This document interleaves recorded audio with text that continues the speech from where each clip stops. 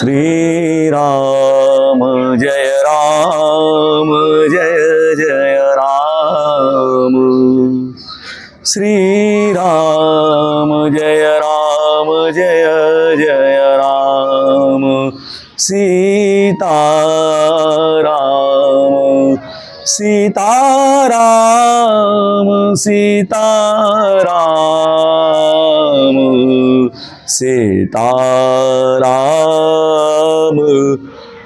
सीता राम सीता राम सीता राम। सुनत लखत श्रुति नयन बिनु रसना बिनु रस लेत। बासुनासिका बिनु लहे परसे बिना निकेत। अजय द्वैत नाम अलख रूप गुण रहित जो। मायापति सोई राम दास हेतु नर तनु धरे। जय सिया राम। कलि पावनावतार कविकुल चूड़ामणि गोस्वामी तुलसीदास जी महाराज जी की वैराग्य संदीपनी का तीसरा और चौथा दोहा अपनी पूर्णता की ओर जा रहा है। कुछ उसके थोड़े से अंश की जो व्याख्या है भगवत कृपा पात्रों की कृपा से उनके ही वाणी को हम दोहरा रहे हैं। हमारा कुछ ऐसी सोच नहीं है। नियमित सेवा हो रही है। इस भगवान के इस दोहे के बाद फिर दोहा नंबर 5 हम लोग लेंगे, जिसका भाव क्या है। जो दोहा कह रहा है, तुलसी यह तनु खेत है मन बच कर्म किसान। पाप पुण्य दो बीज हैं बवै तुलुने निदान। इसकी भी व्याख्या हम लोग हनुमान जी कृपा से प्राप्त करेंगे। आइए पुनश्च कल भगवान के लीला का गुणानुवाद करते हुए भगवान खुद ही गीतावली रामायण के माध्यम से उन्होंने कह दिया कि नरतनु भगवान अपने प्रिय निज दास के लिए ग्रहण करते हैं। इसलिए भगवान कहते हैं कि तीन ते पुनि मोहि प्रिय निज दासा। जही गति मोरी न दूसरी आसा। दास सेवक में भेद न होने पर थोड़ा भेद माना जाता है। सेवक सेवकाई करता है, बदले में वेतन प्राप्त करता है। प्राप्तावकाश होता है, बीच में भी प्रयोजन अवकाश ले सकता है, स्वामी उसे निकाल सकता है। असमय में भी वो सेवानिवृत्त हो सकता है। पर दास तो स्वामी के हाथ बिक जाता है, अपने स्वामी पर न्योछावर हो जाता है। उसका अपना कोई स्वामित्व नहीं होता। इसका प्रमाण तो हम जानते हैं। पहले के समय राजा महाराजाओं के यहाँ दास दासियों की प्रथा थी, और पूरा पाश्चात्य जगत में भी, अमेरिका में तक में भी दास दासियों की प्रथा थी, गोरे काले की प्रथा थी। ये एक प्रमाण है। लेकिन तुलसीदास जी कहते हैं कि हम दास हैं। और जो दास कैसा है, बोले को करी सोच मरे तुलसी हम जानकी नाथ के हाथ बिकाने। कवितावली गोस्वामी कह रहे हैं कि किसके लिए सोच करे, को करी सोच सबे मरे तुलसी। सोच सोच कर क्यों तुलसी मरे। अरे हम तो जानकी नाथ के हाथ में अपने आप को बेच दिए, उनके दास हो गए हैं। श्री भगवान रामानुजाचार्य ने अपने गीता भाष्य अध्याय 4 श्लोक 7 और 8 में संक्षिप्त सार गर्भित तत्व का निरूपण किया। उन्होंने कहा माया बपुनम ज्ञानम। इस निरुक्त वचन के अनुसार माया शब्द ज्ञान का पर्यायवाची है। आप्त पुरुष का प्रयोग ऐसा ही होता है। बोले माया सततम वेत्ति प्राणिनाम च शुभाशुभम। भगवान अपनी माया से ही निरंतर प्राणियों के शुभाशुभ को जानते रहते हैं। अतः आत्म माया से अपनी माया से प्रकट करते हुए इस कथन का अभिप्राय है कि अपने ज्ञान से, अपने संकल्प से प्रकट होता हूं मैं, अतएव मैं अपहत, सर्वदोष, शून्यता आदि समस्त ईश्वरीय स्वभाव का त्याग न करते हुए भी अपने संकल्प में देव मनुष्यों आदि सदृश आकार में उन देव आदियों के रूप में प्रकट हो जाता हूं। मेरे प्रागट्य का कोई काल का नियम नहीं है। जब जब वेदोक्त धर्म की, चारों वर्णों की और चारों आश्रम की व्यवस्था स्थित मानव समाज के कर्तव्यों की हानि होती है और जब जब उस धर्म के विपरीत अधर्म का अभ्युत्थान होता है, तब मैं स्वयं ही अपने संकल्प से पूर्वोक्त प्रकार से अपने आप को रच देता हूं। भगवान की ये वाणी। और कहते हैं भगवान कि पूर्वोक्त लक्षणों वाले धर्मशील, वैष्णवग्रणी तथा मेरे समाश्रमण में प्रवृत्त साधु पुरुष मेरे नाम का, जो समाश्रमण प्रवृत्त साधु पुरुष मेरे नाम, कर्म और स्वरूप का वाणी तथा मन से भी ग्रहण न करते हुए मेरे दर्शन को प्राप्त किए बिना अपने जीवन के धारण जीवन को जरा भी सुख नहीं प्राप्त करते हैं। मेरे विरह ताप से सारे अंग अत्यंत शिथिल हो जाने के कारण वो नष्ट हो जाते हैं। इसलिए मैं अपने स्वरूप और लीलाओं का दर्शन तथा बातचीत आदि करने का सुअवसर देकर उनका परित्राण करता हूं। भगवान कितने दयालु हैं। और उन्होंने और कहा कि विरोधी पुरुषों का, विरोधी दुष्टों का विनाश तथा शीघ्र मेरे आराधन से वैदिक धर्म की मुझ आराध्य स्वरूप में साक्षात दर्शन के द्वारा संस्थापना के कार्य के लिए ही मैं युग युग में क्या करता हूं, देव मनुष्य आदि के रूप में जन्म लेता हूं या प्रकट होता हूं। जन्म तो है ही नहीं, प्रकट होता हूं। भगवान का अभिप्राय यह है कि सतयुग, त्रेता आदि का कोई विशेष नियम नहीं है कि सतयुग में ही भगवान उत्पन्न होंगे। एतावता दोहा नंबर 3 और 4 की ये सुंदर व्याख्या भगवान निर्गुण निराकार होते हुए भी भक्तों के लिए ही सगुण साकार का रूप लेते हैं। और मूल दोहा नंबर 5 में गोस्वामी जी ने कह दिया कि तुलसी यह तनु खेत है, मन बच कर्म किसान, पाप पुण्य दोई बीज है, बवे सुलुने निदान। गोस्वामी जी सीधे सीधे सपाट भाषा में कह रहे हैं ये शरीर खेत है, मन वचन कर्म किसान है, पाप पुण्य 2 बीज हैं। जो बोया जाएगा वही अंत में काटा जाएगा, जैसा कर्म किया जाएगा वैसा ही फल प्राप्त होगा। इसको और आगे सोचने समझने के क्रम में परमर्षियों ने अपने भाव प्रकट किए। कैसे जैसे प्राकृत लोक में खेत होता है, उसी प्रकार से यह शरीर भी खेत के समान जाना जाता है। खेत कई बार जोतने, पाटा चलाने से उपजाऊ होता है। उसकी फर्टिलिटी कैसी होती? कई बार उसको जोतने से। कहावत है ना, 13 कार्तिक 3 आषाढ़, आषाढ़ की जुताई बहुत लाभकर होती है। खेत में आवश्यक क्या है? खाद है। वैसे इस देह रूपी खेत में विद्या अर्थात ज्ञान गुण कैसा? बोले लोकोपयोगी, जो कल्याण करने वाली हो, परमार्थोपयोगी खाद है। खाद 2 ही शरीर में है, जो लोक कल्याण करने की भावना हो और परमार्थ की प्राप्ति की भावना हो। यही इस शरीर का क्या है? इस शरीर रूपी खेत का क्या है? बोले खाद है। अच्छा, बल से परिश्रम करना, जोतना है। हमारे यहाँ 4 चतुष्टय है ना, तो उसमें पुरुषार्थ में क्या कहा? बोले बहुत मेहनत करना, कर्मण्येवाधिकारस्ते मा फलेषु कदाचन।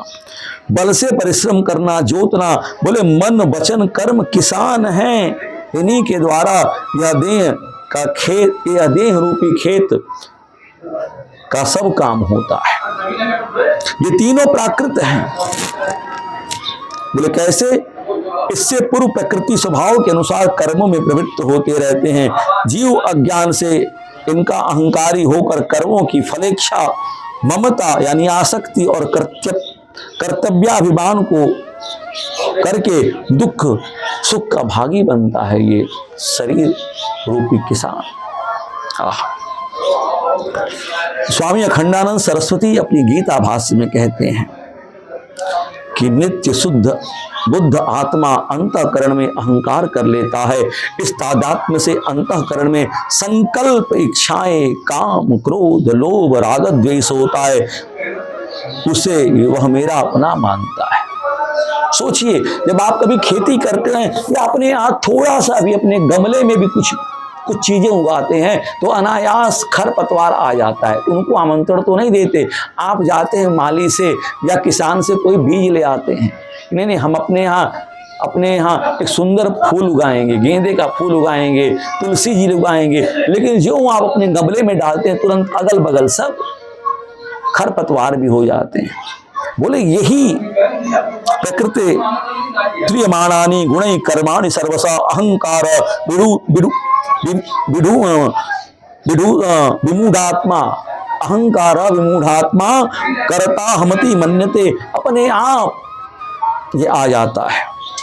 अंतःकरण में अहम रूप तादात्म्य होता है, अंतःकरण की वृत्तियों में मम रूप तादात्म्य हो जाता है। इस अहर्ता ममता का नाम ही अहंकार विमूढ़ात्मा। अनात्मा में आत्मशुद्धि करके मूर्छित हो गया है। प्रकृति काम नहीं कर रही है, उसके गुण काम कर रहे हैं, अर्थात कारणावस्था में कर्म नहीं हो रहा, कार्यावस्था में कर्म हो रहा है। जरा रामानुजाचार्य की भाष्य को देखा जाए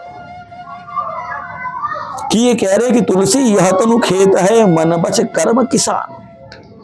हमारा मन, वाणी और कर्म यही तो किसान है। प्रकृति के सत्वादिक गुणों के द्वारा ही उन्हीं के अनुरूप किए गए कर्मों के संबंध से ही अहंकार विमूढ़ात्मा ऐसा मानता है कि उन्हें करने वाला मैं हूं। मैंने कुछ काम कर लिया, और समझिए मैंने थोड़ा सा काम कर लिया, कोई सफलता प्राप्त कर लिया, नहीं, हमने बहुत काम कर लिया, मैंने ही तो किया। ये कौन आत्मा है, ये कौन चीज है? यही अहंकार हमारे अंदर आता है, मैं, और जिसका मन अहंकार से विमूढ़ हो गया है उसे अहंकार विमूढ़ आत्मा कहते हैं। और उस अहंकार के कारण जो आत्मा का यथार्थ स्वरूप मनुष्य अब जानना चाहता नहीं, मनुष्य गुणों के द्वारा कर्मों में करने वाला है, यही जानता है। यह अभिप्राय है। स्वामी जी ने बड़ा सुंदर उत्तर भी दिया। मनुष्य जैसा कर्म करता है उसका संस्कार बनता है। मनुष्य उस कर्मजन्य स्वभाव के स्वार्थ सर्वथा परवश हो जाता है। जैसे आप काम करिए, किसी वैज्ञानिक के यहाँ काम करिए, आप किसी बड़े वैज्ञानिक के यहाँ काम करिए, वो कैसा वैज्ञानिक है? कृषि का वैज्ञानिक है। धीरे धीरे उसके साथ काम करते करते, उस कार्य की शैली को करते करते उसकी शब्दावलियां भी आपके मस्तिष्क में आ जाती हैं। वही आप किसी परमाणु वैज्ञानिक के यहाँ काम करिए, जो परमाणु बम संयंत्र का निर्माण करता है, उसकी शब्दावलियां और कृषि वैज्ञानिक की शब्दावलियां अलग अलग हो जाती हैं, और वो स्वभाव से सर्वथा परवश हो जाता है। स्वभाव के विपरीत कुछ भी नहीं कर पाता है। दृष्टांत ऐसे और समझिए ना, एक सैनिक कार्ययुक्त हो चुका था। एक दिन उसने बाजार से दही खरीद लिया। वो सैनिक अपने कार्य से, उन्होंने अपने वॉलंटरी रिटायरमेंट स्कीम से अपने सेवा की निवृत्ति प्राप्त कर ली। घर आया, घर से आकर बाजार में दही खरीदा और लेकर चला गया। सामने हमारे बच्चों की तरह एक छात्र ने कहा कि ये तो बड़े अच्छे सैनिक रहे हैं, ये हमारे गांव के अच्छे सैनिक रहे हैं। तो उन्होंने तुरंत हाथ उनको सूझा छात्र को, और पीछे कड़क कर बोला अटेंशन, और जो बोला अटेंशन तो सैनिक अटेंशन की मुद्रा में आ गया और दही छूट के गिर गई। तो क्या है इसका अर्थ? बोले कि स्वभाव नहीं छूटता जल्दी जल्दी, उसके शब्द उसके सिर पर जो प्रभाव के रूप में आ गया वो स्वभाव के रूप में स्वाभाविक हो गया है। ये देखिए कैसे संस्कार बनते हैं। इसीलिए बारंबार कहा गया कि सद्गुणों की ही खेती करनी चाहिए। मन बच कर्म किसान, तुलसी यह तनु खेत है। और पाप पुण्य दो बीज हैं।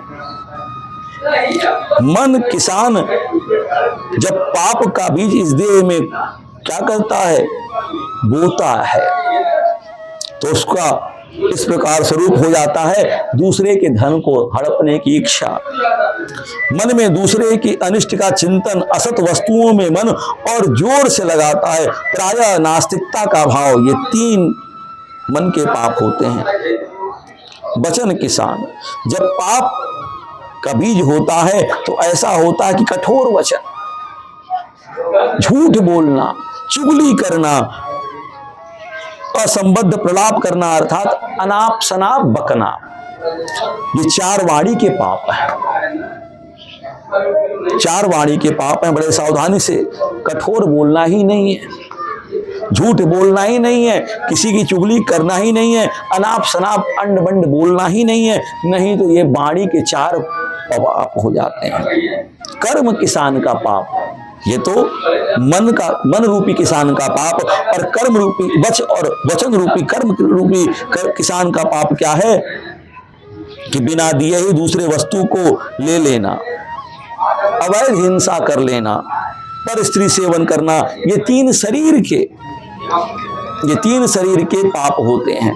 इस प्रकार जो पाप बीज होते हैं, जो शरीर के खेत से अंत में दुख फल प्राप्त करते हैं, भले ही इस जन्म में हो या प्रारब्ध के रूप में अगले जन्म में मिले हो, इस पाप खेती में देहाभिमान ही हल है, इंद्रियां बैल हैं, कुसंग ही वर्षा काल है। पुण्य का बीज बोने वाले किसान को भी पूर्वोक्त ही सभी और सबसे बड़ा पुण्य मालूम है क्या है? सबसे बड़ा पुण्य तप है।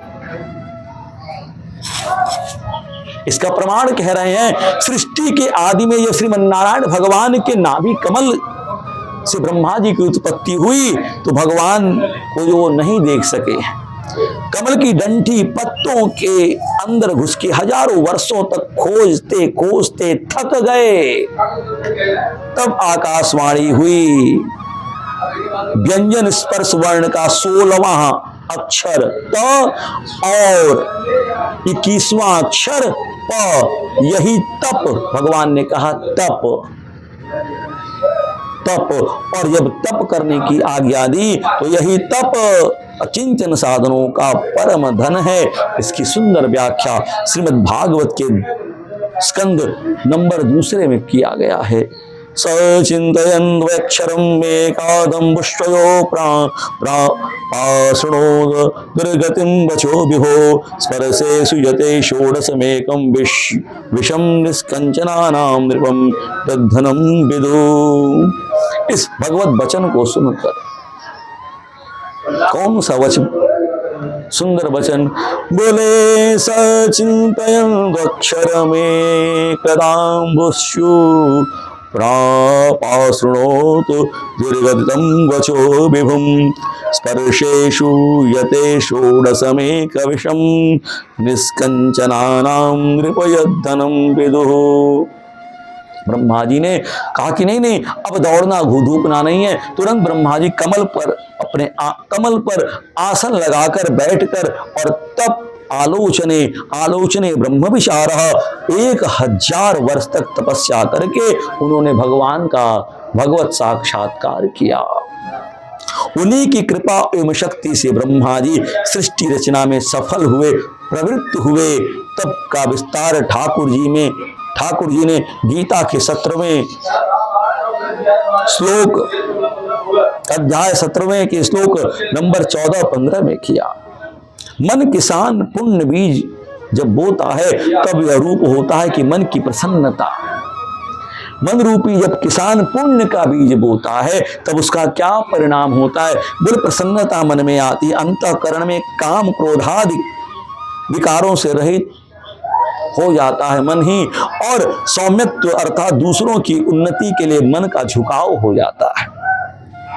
मौन, मन के द्वारा वाणी का संयम, आत्म विनिग्रह, मन की वृत्ति का ध्येय में स्थिरता पूर्वक स्थापन करना, भाव संशुद्धि, आत्मा के अतिरिक्त अन्य किसी विषय में चिंतन से रहित हो जाना, ये श्री भगवान रामानुजाचार्य का ये भाष्य है गीता का। यही मानसिक तप है सरकार। जब मन वचन किसान जब पुण्य का बीज बोता है तो उसका रूप जो दूसरों को उद्वेग न पहुंचाने वाले सच्चे प्रिय हितकारक वचन है तथा स्वाध्याय का जो अभ्यास है यह वाणी संबंधी तप है। पुनः याद करें कि तुलसी यह तनु खेत है, मन वच कर्म किसान, पाप पुण्य दो बीज है, भवे सोलुने निदान। शरीर किसान जब पुण्य बीज बोता है तब उसका रूप देवता, ब्राह्मण, गुरु और ज्ञानियों का पूजन, शौच, मिट्टी जलादि से शरीर, वस्त्र, भगवत ध्यान से अंतःकरण को पवित्र रखना, तीर्थ स्थान आदि आर्जव, सरलता, शुद्ध मन से भाव के अनुसार वाणी और शरीर की क्रियाओं का होना, ब्रह्मचर्य, स्त्रियों में भोग्य बुद्धि करके दर्शन इत्यादि न करना, वीर संरक्षण, अहिंसा, मन वचन प्राणी मात्र को पीड़ा न पहुंचाना। ये सोचिए ये हमारे सनातन धर्म का कितना बड़ा कार्य है। ये शरीर संबंधी तप है और कुछ नहीं तप है। गंगा जी के तट पर जाकर केवल आंख बंद करके गंगा जी को या आंख खोल करके गंगा जी को निहारना तप नहीं है। असली तप तो ये है। इस पक्ष में ही सत्संग की वर्षा ऋतु होती है। मुमुक्षुता ही इसका हल है, इंद्रियां ही बैल है। इस विधि से पुण्य बीज बोने वाला किसान, जिनको हम लोगों ने अभी इसकी व्याख्या की है, वो सुखी फल प्राप्त करते हैं। अरे सुखी मीन जो नीर अगाधा, जिमि हरि शरण नए कहूँ बाधा। राजा राम राम राम राम राजा राम, श्री राम जय राम जय जय राम, श्री राम जय राम जय जय राम, श्री राम जय राम जय जय